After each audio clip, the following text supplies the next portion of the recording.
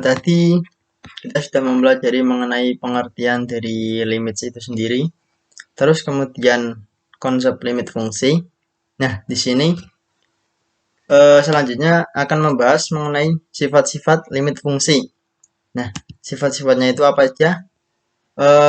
Jika di sini ada keterangannya ya, jika n merupakan bilangan bulat positif, k itu adalah konstanta, f dan g adalah fungsi yang mempunyai batasan di c. Nah, ini batasnya ini, limitnya ini di c. Maka sifat-sifat di bawah ini berlaku.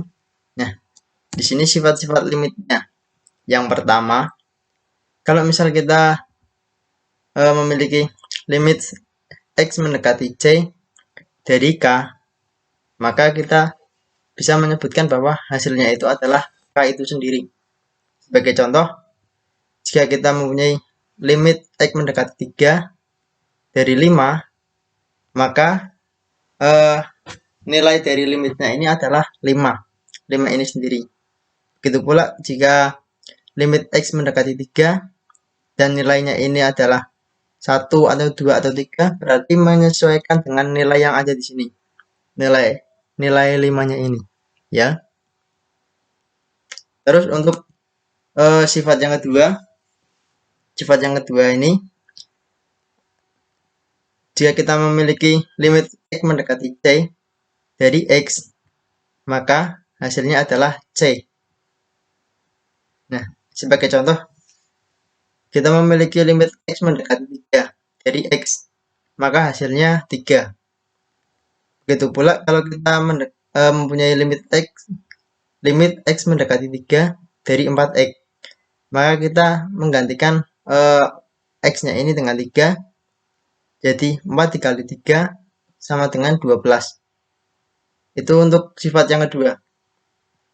Untuk sifat yang ketiga, jika kita memiliki limit x mendekati c dari k dikali dengan fx, maka kita bisa memindahkan k ini, kita bisa memindahkan k ini ke depan, ke sebelah kiri maksudnya, ke sebelah kiri dari limitnya menjadi k dikali limit x mendekati c dari fx, dari fungsi fx. Nah, contohnya ini sebagai berikut. Jika kita mempunyai limit x mendekati 2, jadi 2 dikali dengan fungsi x kuadrat min 1, maka kita bisa menuliskan 2 dikali limit x mendekati 2 dari x kuadrat min 1 sama dengan, nah ini seperti yang tadi, sifat-sifat yang di atasnya, kita masukkan x-nya ini dengan 2, maka hasilnya 2 dikali dengan 2 pangkat 2 dikurangi dengan 1,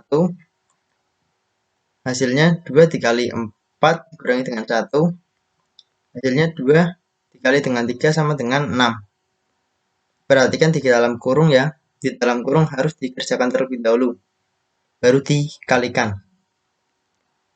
Untuk sifat yang keempat, di sini ada limit x mendekati c dari fungsi fx ditambah gx.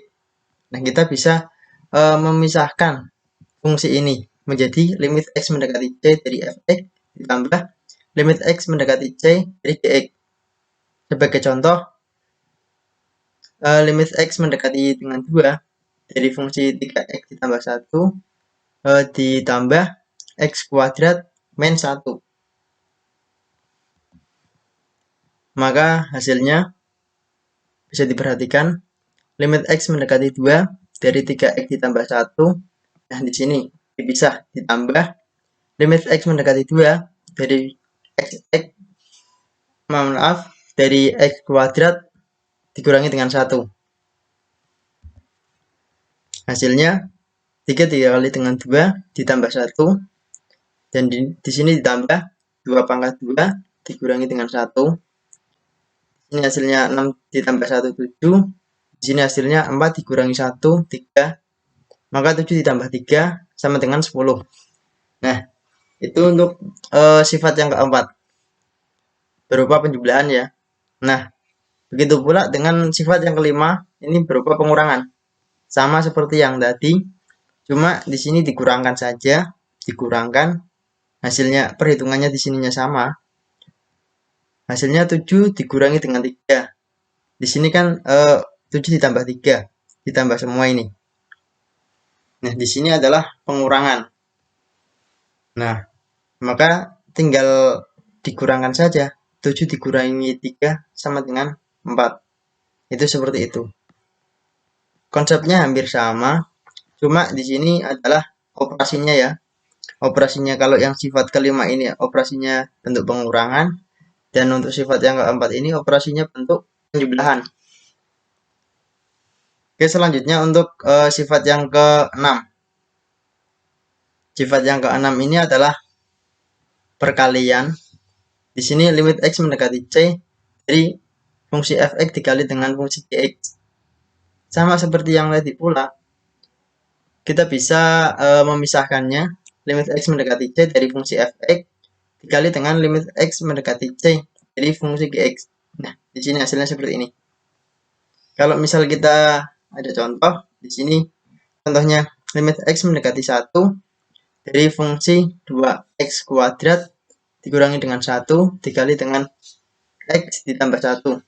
Nah, kalau misal kita langsung mengalihkannya, perkalian ini kan agak sulit, kita bisa saja menjadi limit x mendekati 1 dari fungsi 2x kuadrat min 1 dikali dengan limit x mendekati 1 dari fungsi x plus 1. Nah, di sini hasilnya sama seperti yang tadi, kita masukkan nilai x-nya, maka hasilnya 2 dikali 1 kuadrat dikurangi dengan 1.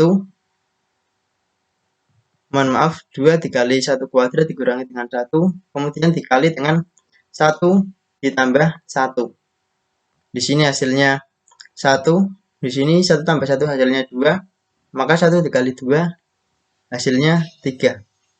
Itu mohon maaf, 1 dikali 2 sama dengan 2 ya, mohon maaf. Itu sifat yang ke-6. Untuk sifat yang ke-7, ini berupa pembagian. Antar fungsinya ini dibagi. Pembagian fungsi fx per gx. Kalau di fungsi 6 itu perkalian, kalau di fungsi 7 ini, sifat yang ke-7 ini adalah pembagian. Sama seperti yang tadi, kita bisa menjadi limit x mendekati c dari fungsi fx per limit x mendekati c dari fungsi gx. Nah, di sini ada syaratnya, asalkan limit x mendekati c dari fungsi gx ini tidak sama dengan 0, yang artinya yang bawah ini tidak sama dengan 0. Kalau yang bawah itu sama dengan 0, maka nilainya ini bisa berupa bilangan tak tentu. Nah, di sini kita tidak akan membahas mengenai itu, kita membahas mengenai limit yang mempunyai nilai. Nah, di sini contohnya seperti ini. Limit x mendekati 2 dari fungsi 3x min 2 per x min 1. Nah, ini langkah selanjutnya ini dipisah. Limit x mendekati 2 dari 3x min 2 kemudian dibagi dengan limit x mendekati 2 dari x min 1. Hasilnya 3 dikali 2 dikurangi 2, hasilnya 4. Nah, di sini 2 dikurangi 1, hasilnya 1. Maka 4 dibagi 1 sama dengan 4. Ini. Contohnya seperti ini. Selanjutnya untuk sifat yang ke-8. Nah, di sini berupa pangkat n ya. Pangkat n. Misal ada limit x mendekati c dari fungsi fx yang berpangkat n, maka kita bisa menuliskannya limit x mendekati c dari fx. Nah, di sini dipangkatkan n. Contohnya ini seperti berikut. Jika limit x mendekati 0, kita misalkan 0 saja. Ini contoh ya, limit X mendekati 0. Jadi fungsi 2X ditambah 3. Nah, di sini fungsinya ini berpangkat 3. Kita bisa menuliskan limit X mendekati 0 dari fungsi fx dari fungsi 2x ditambah 2. Nah, di sini limitnya ini dipangkatkan dengan 3. Berarti yang tidak dipangkatkan bukan ininya dulu. Berarti dicari nilai limitnya dulu. Dicari nilai limitnya dulu, baru kita pangkatkan dengan 3. Kemudian di sini nilai limitnya ini 2 dikali 0 ditambah dengan 2, hasilnya 2, baru dipangkatkan dengan 3, hasilnya 8. Itu contohnya seperti itu. Untuk sifat yang ke-9, di sini berupa akar. Jika limit X mendekati C, akar pangkat N dari fungsi fx. Nah, kita bisa mencari akar pangkat N dari limit X mendekati C dari fungsi fx. Nah, di sini ada syaratnya, asalkan limit X mendekati C dari fx lebih dari 0. Limit X mendekati C jadi fungsi fx lebih dari 0. Nah, di sini yang di dalam akarnya ini harus lebih dari 0. Ya. Kalau misal yang di dalam akar ini tidak lebih dari 0, maka kita bisa menyebutkan bahwa ini adalah bilangan imajiner. Bilangan imajiner. Nah, kita tidak akan membahas mengenai bilangan imajiner itu. Yang kita bahas adalah bilangan yang mempunyai nilai real. Makanya kita tidak akan membahas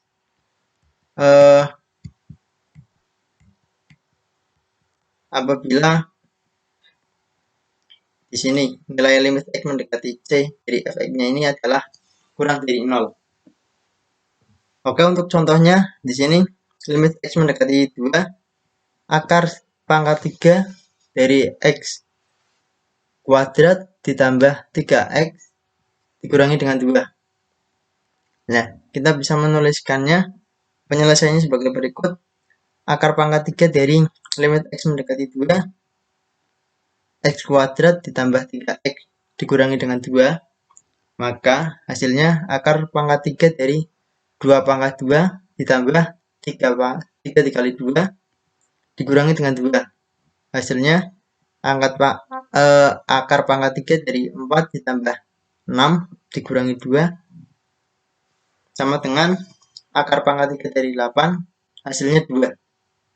Ini contohnya seperti ini. Untuk sifat-sifat dari limit fungsi. Nah, selanjutnya kita akan menentukan nilai limit fungsi.